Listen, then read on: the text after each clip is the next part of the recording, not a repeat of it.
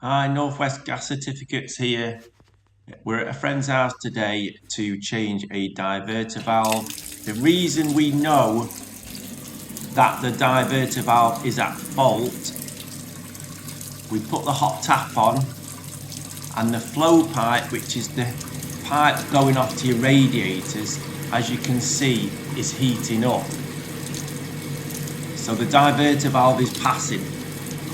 The heat should just be contained within the plate to plate and heating the hot water, but it is passing, so you are losing that heat down the flow pipe, which then causes the hot tap to not be as hot as it should be. It will never get to 62 degrees as it's saying on the display of the boiler. Feel the pipe, and yeah, the pipe's getting hotter and hotter. So first job was to isolate the flow and return, which I've already done. I've attached a hose on the return side and I am loosening the drain off. I'm undoing the expansion vessel cap now, as I'm gonna, while I'm on this job, I may as well pump the expansion vessel up if it needs doing, which is another job, but it also aids in getting any excess water out of the boiler, which will help when changing the diverter valve. So as you can see there, the expansion vessel was on 0, so it's a good job to do this. As you're pumping the vessel up, it will be filling the vessel with the air in its little diaphragm like a balloon, and it'll be pushing out any water that's built up around it inside the vessel. So always a good way to help drain the boiler. So expansion vessel's pressurized. Hopefully we've got most of the water out, but let's see. So we're undoing the return nut here.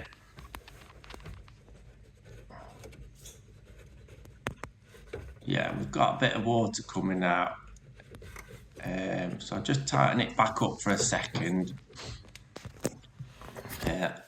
I'm actually going to just attach a hose to the flow side as well, just to see if that will help just get any excess water out of the boiler. Like I say, the boiler's been isolated from the rest of the system, so all of the radiators in the house will still be up to full pressure. Right, not a lot's come out on the flow side, but we'll leave the hose attached anyway. It's not going to hurt.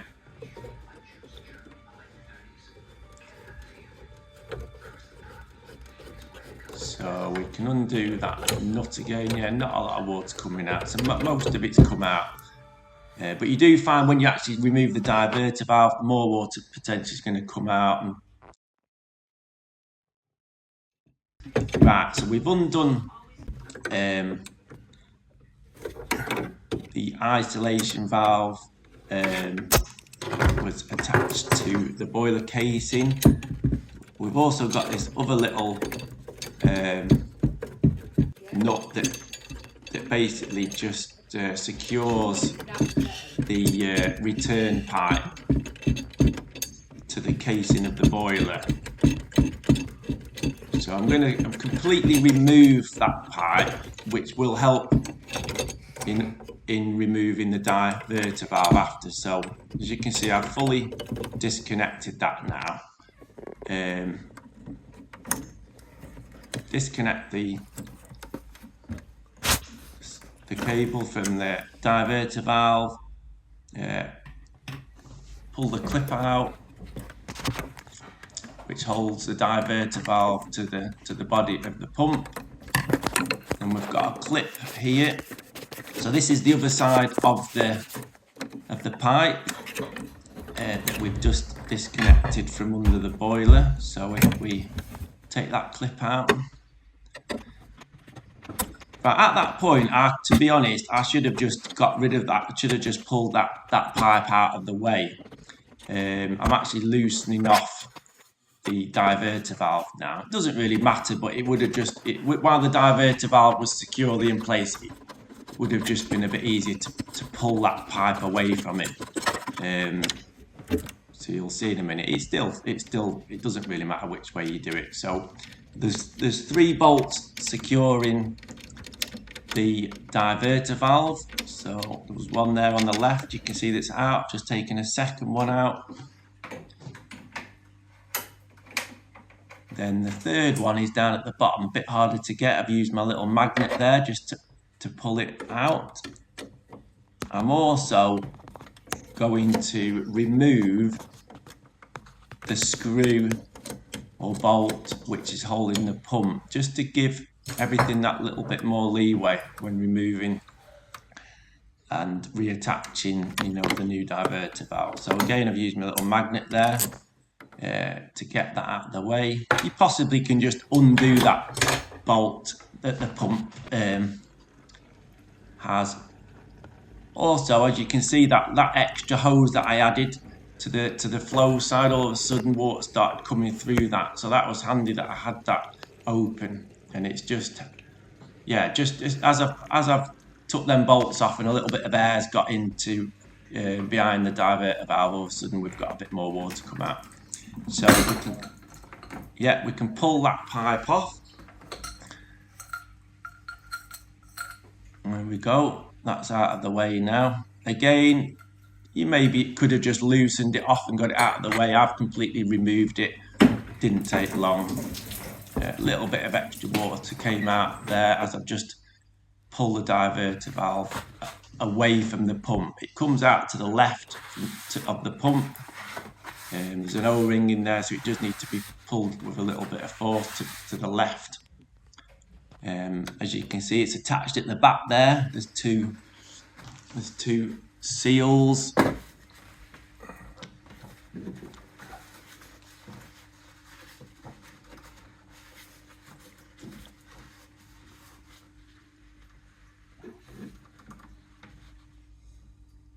Yeah, you can see the 2 seals. There's one small seal and one large seal, and you will get these in the box with the new diverter valve, so they can be chucked away. So you can see that's where they sat, just on the left there, and then on the right you can see where the diverter valve goes into the pump, and that even where that big long clip went. So here we go, let's unbox the new diverter valve. So that's the diverter valve and a little bag of bits. Not a great amount of bits, which is always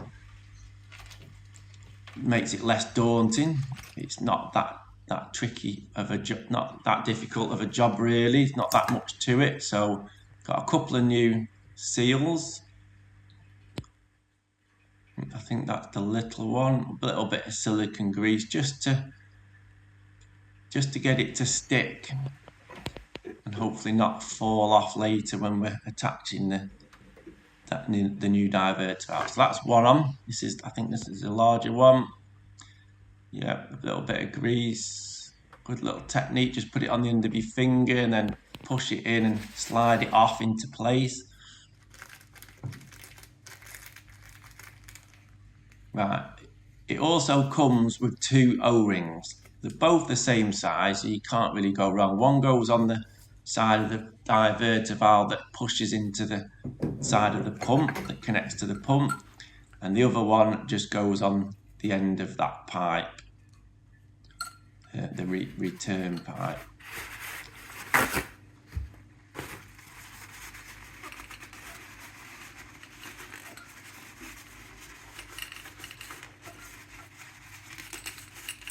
So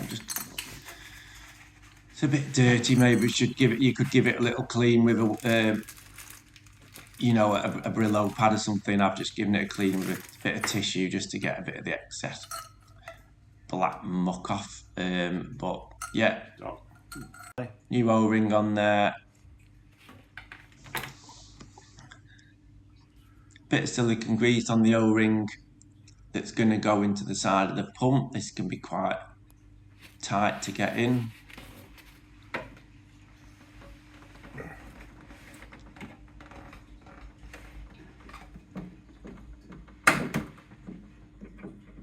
I do end up using the long clip now just to hold it in place because it seems to want to pop back out of the pump. So I've just got the clip in so I know that it's secure in the pump, in the side of the pump, and then I can get my 3 bolts on. I haven't normally put that clip in at that point before, but on that occasion it just held it in place.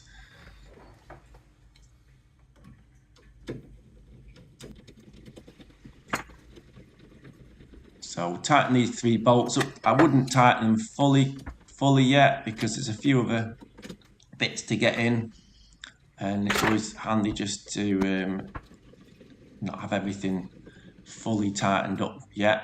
So use my magnet there just to get that bottom one in.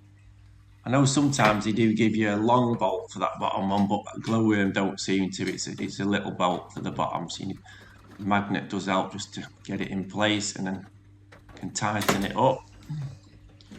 So I've actually removed that clip now just for a second. Put it back in after.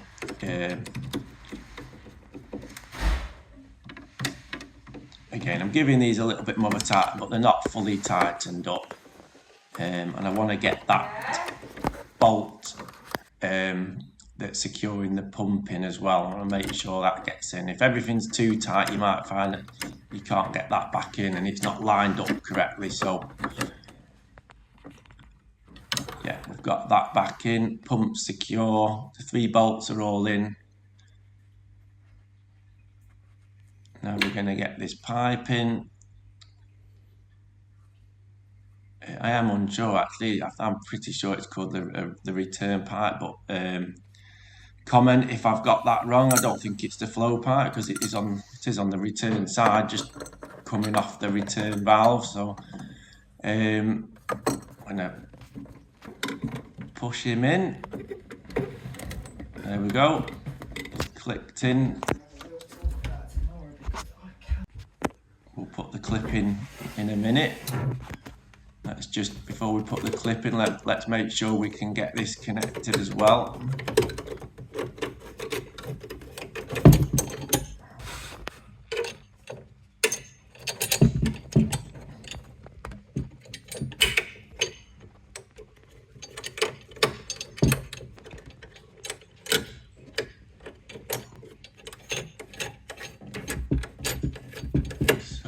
Securing nut just to secure it to the frame of the boiler. It doesn't have to be super tight that, but as long as it's secure, not moving around.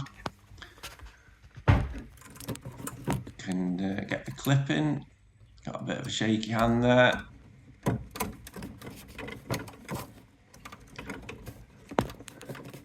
Was it my shaky camera? Yeah, clip in.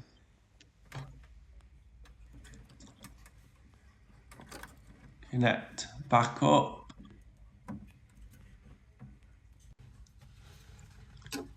Right, it's quite hard to see if the washer's fallen out or not here, but it hasn't fallen out. So yeah, there we go. The old washer out.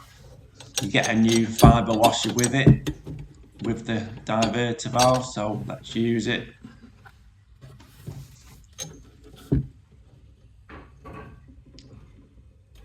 So then everything's new base. Everything we've disturbed, we replaced. The fibre washer, the 2 O-rings, the 2 seals on the back of the diverter. Everything's new, so shouldn't be getting any leaks when we turn it all back on.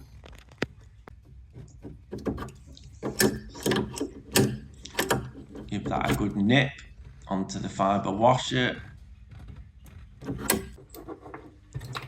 Hopefully this clip still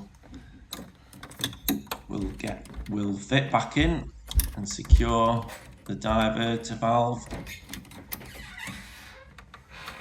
onto the side of the pump. Yeah, that's in. again, I probably possibly could have just left it out earlier. I mean, I decided to take it out just so it wasn't restricting all the other connections. But everything's back on now. Everything has tightened up nicely. I do give the 3 bolts of the diverter valve another little nip finally before I put any pressure in the boiler. So there, closed the 2 drain valves, opened the flow, opened the return. So unisolated the boiler, so it's connected back to the system, and we can repressurize the boiler. 0.7. Let's put a bit more in. Let's turn the boiler off. Actually, we don't really want the boiler firing up yet, so I've turned the boiler off. Got it up to 1.2 bar. Put it into minimum. Look at that, for what, a 17-18 hour. It's an old boiler. Look at that, it's not even 1 carbon monoxide parts per million on minimum. On high, pretty good as well. Water nice and hot. Job done. Thanks for watching.